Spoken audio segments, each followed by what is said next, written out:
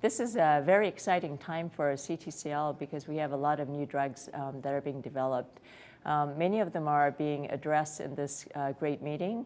I will focus on two that we are been very involved in. And first is the mogamulizumab, which is part of the MAVORIC trial, which is a phase 3 trial comparing mogamulizumab against vorinostat, which is an FDA-approved comparator. Mogamulizumab is an anti-CCR4 monoclonal antibody that works through antibody-dependent cell cytotoxicity. And CCR4, the target for this antibody, is consistently expressed in CTCL, especially in MF and Sézary. So majority of the patients have good CCR4 expression, so it's a good target. The trial showed very great global response rates in the mogamulizumab compared to vorinostat, vorinostat being 5% and mogamulizumab near 30%. And especially in the blood compartment, mogamulizumab had very striking activity over vorinostat, including complete response rates. The durability of the responses were very good as well, and the quality of life of patients were significantly improved. Side effects were very well tolerable. Most significant is rash and infusion reaction, but in terms of severe adverse events, they were very minimal. And we were able to avoid the unwanted HDAC inhibitor side effects of vorinostat, which would be the fatigue, nausea, and diarrhea, thrombocytopenia. So the results are overall positive. The data is submitted to the FDA, so we are really hoping that it would be approved so that we would have a new exciting treatment for our patients with mycosis fungoides and Sézary syndrome. And the other trial that we presented here is the phase 1 trial, another exciting molecule in CTCL, and it's KIR3DL2. And KIR3DL2 is a target that's a member of the killer immunoglobulin-like receptor, and is also very specifically expressed in CTCL, MF and Sézary, anaplastic large cell lymphoma, but also in other more rare variants.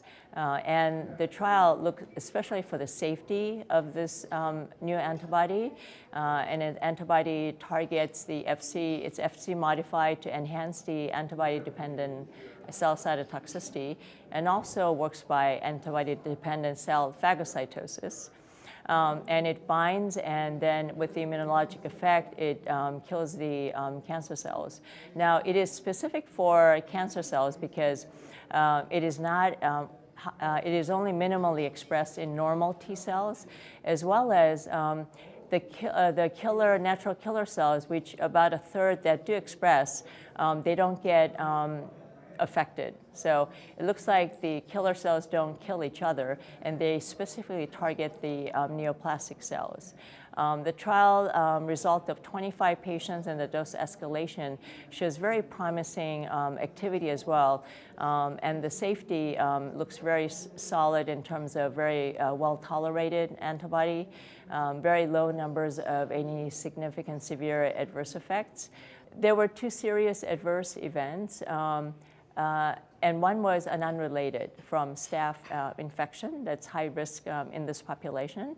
And the other patient was the patient who went off trial, who had progressive disease, had hepatitis. But the hepatitis, it was unclear if it was a viral versus drug-induced. However, to be conservative, we claimed it was possibly related. That patient is the one patient who did also die from, as a reported as fatal adverse event. But again, the attribution was unclear, and we have not had such other patients in the dose escalation cohort. The efficacy profile shows about 45% overall response rate, and in the Sézary syndrome patients, it has even 50% response rate. And in the blood compartment, it also has very good activity, higher than even in other compartments. And with the efficacy and the safety profile, we are really hoping to get this drug to the phase 2 level, and excited to move forward. And as I said, it's a very exciting time for CTCL.